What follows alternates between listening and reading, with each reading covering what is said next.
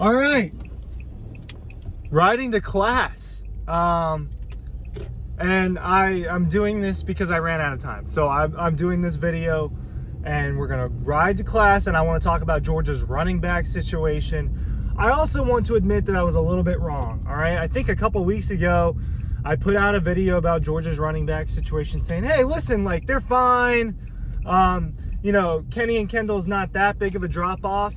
Now, I'm not saying the drop-off is huge from last year. I really hope that mount stays. I mean, I really mounted it right this time, I promise. All right, so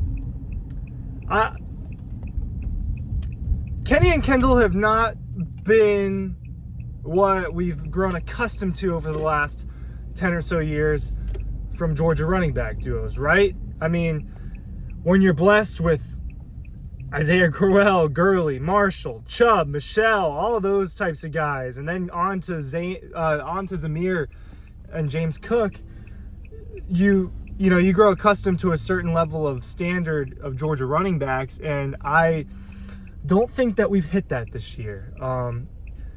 Kenny McIntosh, they don't really give him the ball in between the tackles very often. Now, he is a dangerous weapon outside, whether that's sweeps, pitches, screen passes, whatever you want to call it. When they get it to him outside, they consider that part of their run game, even though it counts as receiving yards. He's been very effective that way. I think he's a very versatile running back. I think he can run in between the tackles, probably not their best guy between the tackles. And then Kendall Milton really hasn't played that poorly, and the thing that everyone's harped on, and the thing that I've harped on, is, man, he's not breaking tackles when they go low on him, and that's been, concerning is probably the way I put it. Don't hit my car. Concerning is probably the way I put it. And it was very, very apparent last week against, I hate the way they do this light here. And I gotta wait for the freaking pedestrian. I'm not gonna hit you.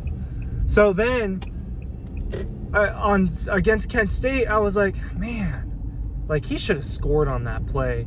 And he let a dude that was smaller than him, get him by the ankles, and he goes down instantly. And so I'm going to say something that I kind of said on the riding home after the Kent State game, but I didn't really declare it. I think DeJean Edwards is their best runner. I think he's their best pure runner. It seems to me that he's the most effective.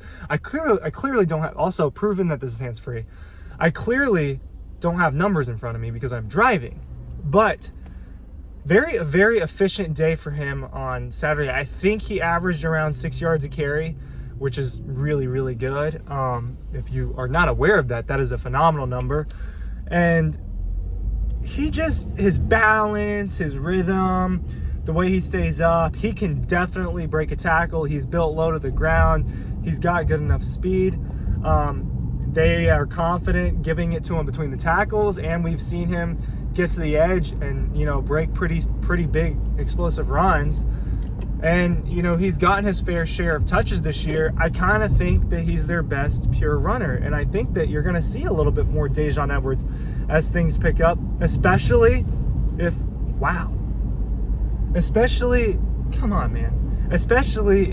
things with Kenny McIntosh's injury, I think thigh contusion is what it was. If you streamed that game last week, you saw Kenny McIntosh get upended. That didn't look pretty, but I think he's okay to play.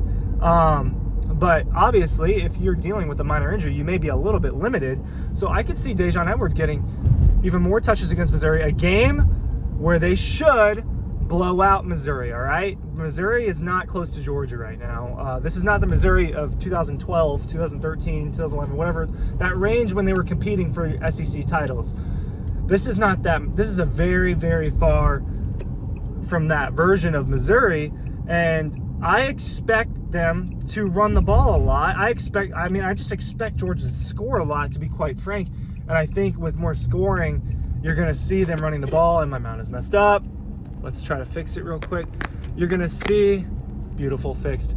You're going to see them run the ball at least a good bit in the second half, like you witnessed against Kent State, and that's where DeJean Edwards got the majority of his touches. I think that you're going to see something similar to that, in that they're going to have an emphasis on running the ball in the second half. I expect to see Carson Beck in this game. I don't think this is a Stetson four-quarter game, but I didn't think that about Kent State. I was wrong about though I was very wrong about that. This is an admission of being incorrect, apparently, this video.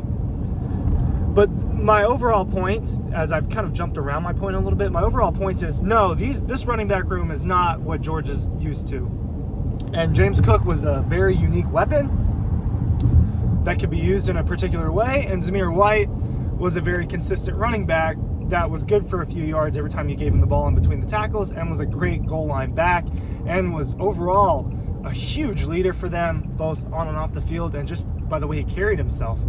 So they're missing that. They're missing that for sure. And that's no knock on Kenny and Kendall and DeJean, and I think Branson Robinson, the freshman, someone you're going to see more as we move forward. That's not a knock on them, guys. What I'm just saying is this is not the Georgia running back room we're used to. And my secondary point is maybe DeJean Edwards is their best running back. I'd like to see him get more touches because I want to confirm that. You know, I need to see him do it a little bit more against first-team defenses. But he's impressed me so far this year, and he's always been that guy. He just hasn't been on the field a lot. And as far as Kenny goes, I still think he's versatile. A little bit concerned about Kendall Milton, all right? Because in the sample size we saw of him freshman year, he was breaking tackles pretty effectively. People were like, oh, this is a bigger Nick Chubb. You know, people were saying things like that, and I do think Kendall Milton's a really good running back, but we're not seeing what we thought we would see. Nevertheless, he had an 85-yard game a couple games ago. He's still getting his, but I think he could be doing a little bit more. But that's just my opinion. You can call me a casual if you want. You can say I don't know football, but I know what I'm seeing, and I know what I see when I get practice availability. I'm going into a parking deck right now. It's about to get dark. Thanks for riding the class with me.